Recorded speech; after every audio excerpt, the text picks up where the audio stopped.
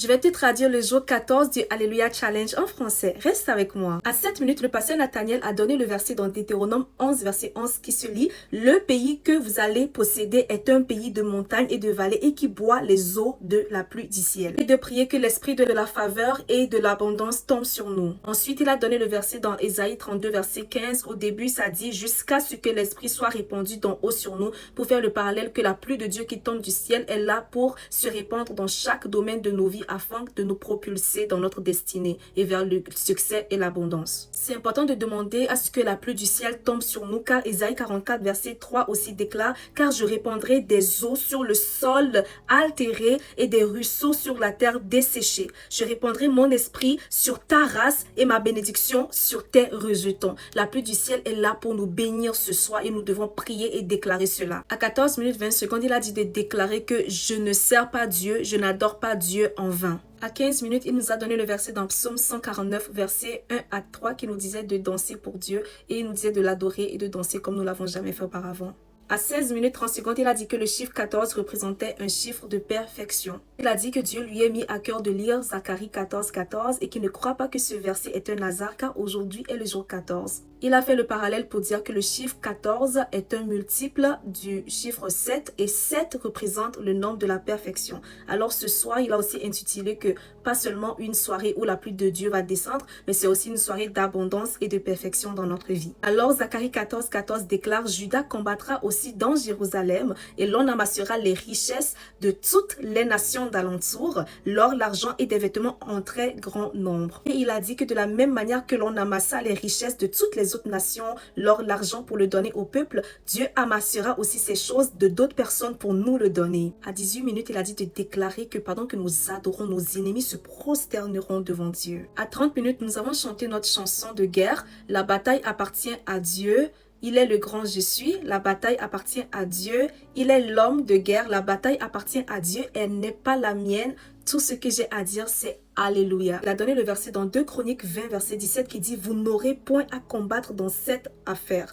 Présentez-vous, tenez-vous là et vous verrez la délivrance que l'Éternel vous accordera. Juda et Jérusalem, ne craignez point et ne vous effrayez point. Demain, sortez à leur rencontre et l'Éternel sera avec vous. » Il a donné ce verset pour que nous déclarons que nous n'avons pas à combattre dans toutes ces affaires-là qui se présentent devant nous. Pendant que nous adorons, nos ennemis se prosterneront devant Jésus. À 38 minutes 20 secondes, il a dit que Dieu lui a donné un nom, c'est-à-dire Ezeboa, si je ne me trompe pas, pour dire que Dieu allait secourir la famille de la personne.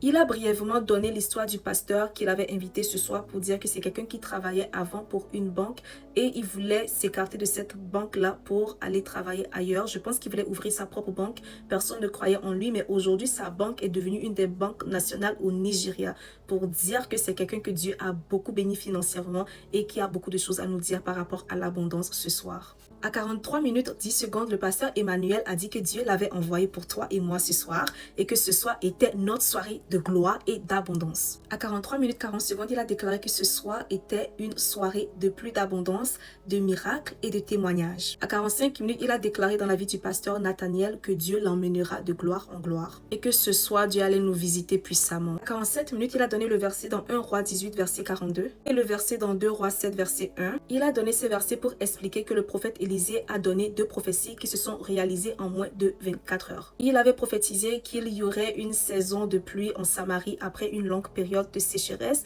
et que la famine se terminera aussi. Pour dire qu'il a dit ces paroles et tout ça s'est réalisé en moins de 24 heures, c'est-à-dire le lendemain. Pour lui dire que ce n'était pas un hasard que Dieu l'avait incité de parler de l'abondance la veille où nous allons nous habiller comme notre miracle. Pour dire qu'il croit que nous pourrons expérimenter nos miracles avant même notre live du jour 15. À 49 minutes 10 secondes, il a dit de prier pour que la pluie d'abondance de Dieu tombe sur nous. À 50 minutes 20 secondes, il a donné le verset dans Ésaïe 30, verset 21 qui dit « Tes oreilles entendront derrière toi la voix qui dira « Voici le chemin, marchez-y ». Car vous iriez à droite ou vous iriez à gauche. » Et ensuite le verset dans 1 Corinthiens 2 verset 9 pour déclarer à 51 minutes que la différence entre un homme qui réussit et fait des exploits et celui qui échoue, c'est que celui qui réussit entend la voix de Dieu et celui qui échoue n'entend pas la voix de Dieu. À 51 minutes 10 secondes, il a dit utiliser les versets là que j'ai donnés pour déclarer que Seigneur, permets-moi d'entendre ta voix clairement. Seigneur, permets-moi d'entendre ta voix clairement. Ainsi qu'en 2 minutes 45 secondes, il a déclaré que au-delà de l'abondance, Dieu nous permettra d'expérimenter aussi sa gloire. Ainsi qu'en 3 minutes 40 secondes, il a déclaré que nous allons tellement expérimenter la gloire de Dieu que nous resterons sans voix. Ainsi qu'en 4 minutes, il a donné le verset dans Ésaïe 60 qui dit « Lève-toi, sois éclairé car ta lumière arrive et la gloire de l'Éternel se lève sur toi. » Ainsi qu'en 4 minutes 15 secondes, il a dit de déclarer « Seigneur, que ta lumière m'éclaire et que ta gloire m'entoure. » Ainsi qu'en 5 minutes, il a donné le verset dans Psaume 24, versets 7 à 10. Le verset 10 dit « Qui donc est ce roi de gloire? L'Éternel des armées, voilà le roi de gloire. » Ainsi qu'en 6 minutes, il a dit de déclarer « Seigneur, tu es le roi de gloire, à partir d'aujourd'hui que ta gloire me couvre. » Prions que la gloire de Dieu couvre nos familles, couvre nos proches, nos amis, nos projets et tout ce qui va avec. Ainsi qu'en 7 minutes, il a utilisé le verset dans Matthieu 17, verset 1 pour dire que Jésus avait choisi 3 disciples auxquels il voulait montrer la transfiguration. Il a donné ce verset pour dire que Jésus n'a pas choisi ses 12 disciples, mais il a choisi 3 disciples auxquels il voulait se montrer. Il a dit de déclarer ainsi qu'en 7 minutes 30 secondes que nous allons expérimenter un favoritisme divin dans notre vie. Dieu allait nous favoriser par rapport aux autres personnes. Et aussi que de ces 3 disciples, il y a 2 personnes qui venaient de la même famille. Il y avait Jean et Jacques. Et que de la même manière que Jésus a décidé de se révéler à 2 frères, Jacques et Jean, c'est comme ça que Dieu favorise notre famille aussi ce soir. Il a dit de déclarer que Dieu favorise notre famille. Dieu favorise notre famille. Non seulement notre famille est favorisée, nous devons aussi déclarer que notre famille expérimentera la gloire de Dieu dans leur vie. À 1 heure, il a donné le verset dans 1 Corinthiens 15, verset 14.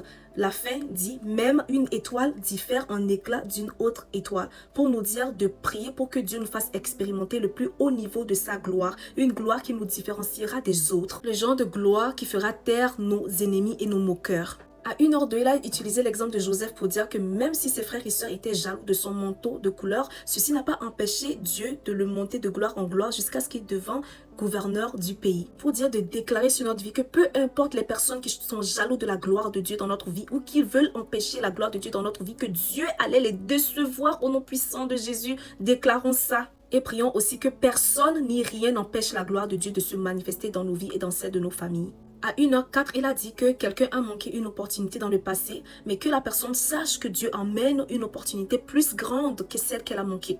Et qu'il voit aussi que quelqu'un a eu une décision défavorable dans son travail, mais que ce soir, Dieu renversait cette situation, cette décision, et que la personne n'aura plus cette mauvaise nouvelle au travail. À 1h06, il a dit de déclarer cette prière. Père, que ta gloire repose sur moi et que tous mes moqueurs et les ennemis de ma gloire soient à jamais humiliés au nom puissant de Jésus. Déclarons ça sur notre vie. Il a donné le verset dans Josué 13, verset 1 pour dire « Josué était vieux, avancé en âge. L'Éternel lui dit « Alors, tu es devenu vieux, tu es avancé en âge et le pays qui te reste à soumettre est très grand. » Pour dire que parfois Dieu nous montre une petite portion des choses qu'il a pour nous et nous sommes confortables avec cette petite portion et nous oublions qu'il a encore plus pour nous. À 1h10, le pasteur a dit de déclarer cette prière « Père, au nom de Jésus, enlève de ma vie toute mentalité de zone de confort qui m'empêcherait d'atteindre le lieu de mon accomplissement. » À 1h12, il a dit de ne jamais faire cette erreur de nous déconnecter de Dieu quand nous arrivons à un certain niveau. Dieu nous amène à ce niveau-là pour tester notre foi et voir si nous resterons connectés à lui malgré ces bénédictions qu'il nous donne. Alors il a dit un des secrets pour continuer à réussir, c'est de rester connecté à la source qui est Dieu. À 1h13, il a utilisé le verset dans Psaume 23, verset 5 pour dire que quand nous restons connectés à la source qui est Dieu, nos ennemis ne peuvent rien faire contre nos bénédictions parce qu'ils voient que nous sommes enracinés à la source, à la personne qui nous a donné ces bénédictions. Mais quand nous sommes loin de Dieu et nous sommes distraits, c'est là que viennent les problèmes. À 1h14, il a dit de déclarer que Seigneur, que tous les ennemis, toutes choses qui vont vouloir m'empêcher d'atteindre ces niveaux de gloire que tu as pour moi, fais-les taire à jamais au nom puissant de Jésus. À 1h15, il nous a mis en garde que la gloire vient aussi avec l'envie. Mais que c'est mieux d'être envié qu'on ait pitié de vous. À 1h16, il a dit d'utiliser le verset dans Deutéronome 2, verset 25 pour déclarer « Père, au nom de Jésus, dès aujourd'hui, que ta crainte et ta terreur s'abattent sur mes ennemis. » À 1h17, il a utilisé le verset dans Ésaïe 52, verset 2 pour dire que parfois nous empêchons la gloire de Dieu. Ensuite, il nous a dit de déclarer que je me lève de toute limitation et je poursuis ma destinée vers l'abondance et la gloire. Il disait de secouer les limitations de notre vie.